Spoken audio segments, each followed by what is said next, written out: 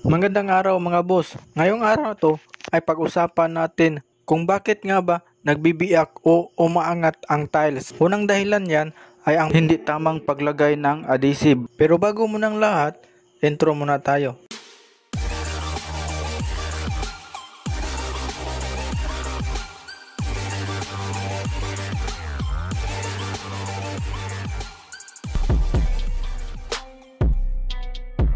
So ito mga boss, kahit ceramic pa yan o porcelain pa yung tiles nyo, so una-una mga boss, yung dahilan sa pag-angat ng tiles o pagbibitak nito ay ang paggamit ng semento. So ang mas magandang gamitin sa tiles mga sir ay yung adhesive. So yun yung recommended sa tiles.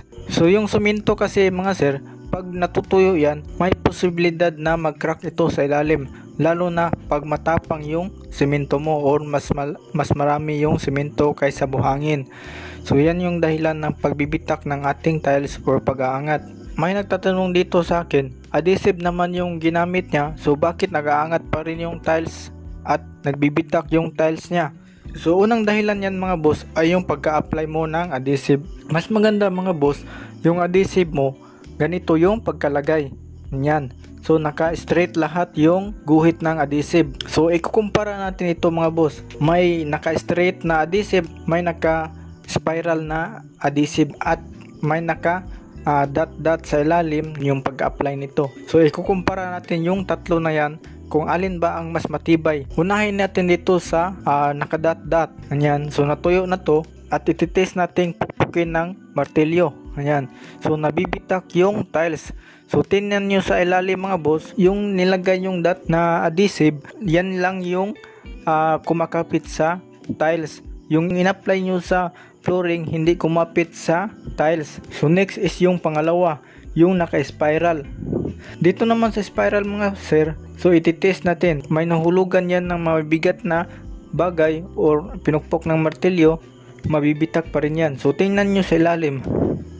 So hindi nag-spread yung guhit ng adhesive. So ang dahilan nito bakit hindi ito nag-spread, kasi nga naka-spiral siya. Yung hangin sa ilalim hindi makalabas. So yan. So hindi makalabas yung hangin kaya hindi nag-spread yung adhesive sa ilalim.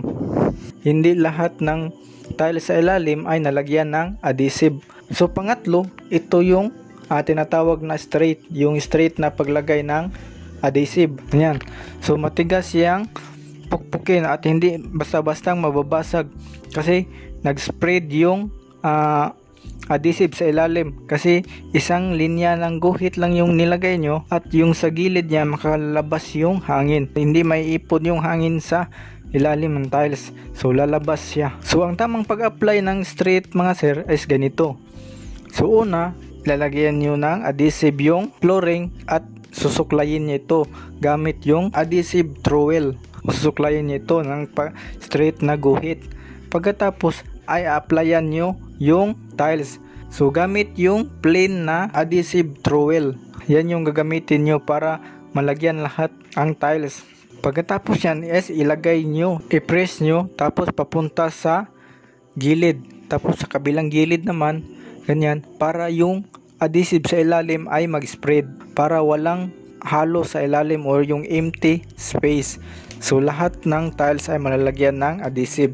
So ito nga pala yung ginagamit sa tiles mga sir. So napansin nyo may mga group dyan at yung sa kabila naman is plain. So yung nasa group mga sir, yan yung para sa flooring, para isuklay nyo dyan sa flooring. At yung plain naman na dyan ay yan yung ipapahid nyo sa tiles, sa ilalim ng tiles. Kasi yung tiles mga sir may mga box yan sa ilalim, ganyan. Para malagyan yung box, gagamitan nyo ito ng ganito, yung plain ng adhesive trowel. So next mga sir, ipapakita ko yung sa ilalim ng tiles. Ito. So may dalawang sample nito mga boss. Una ay paglagay ng spiral na adhesive. Yung pangalawa ay nilagay yung adhesive na naka-straight, ganyan. So next is tutuklapin natin to. So napansin nyo sa pag-apply natin ng adhesive na naka-straight, puno yung tiles ng adhesive. So wala siyang empty na space. So nalagyan lahat ng adhesive ang lahat.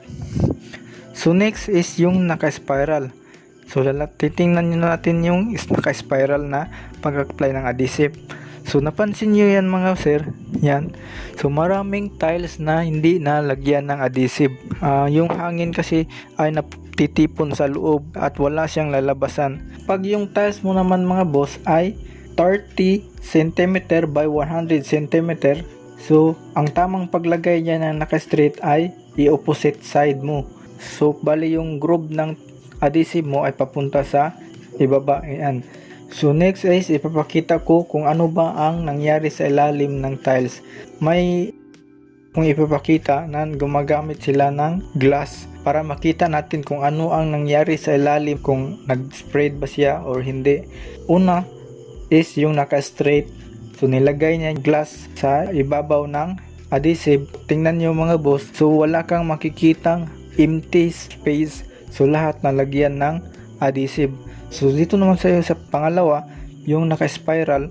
So pansin mo yan mga boss, hindi lahat ng adhesive ay nag-spread sa ilalim kasi marami niyang hangin na titipon.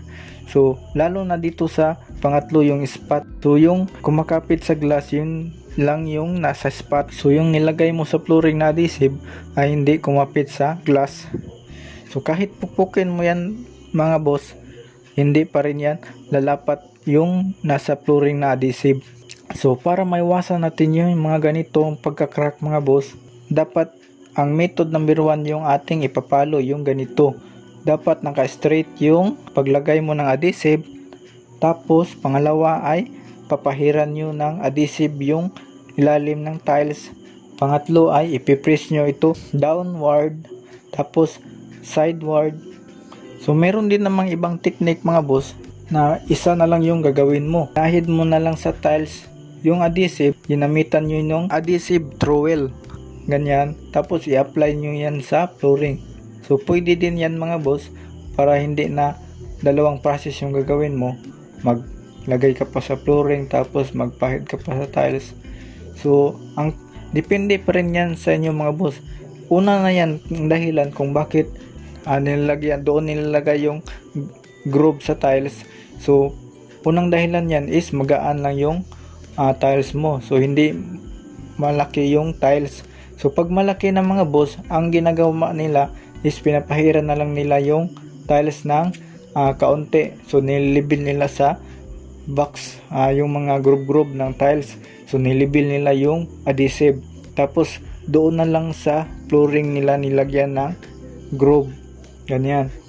So para hindi dagdag bigat sa tiles. Kasi pag doon nilagay yung groove sa tiles, so madagdagan yung bigat niya. So baka mabitawan mo, mababasag pa. So hanggang dito na lang muna mga boss. Sana may matutunan kayo ngayong araw na to. Maraming salamat sa panonood. Please like and subscribe this channel.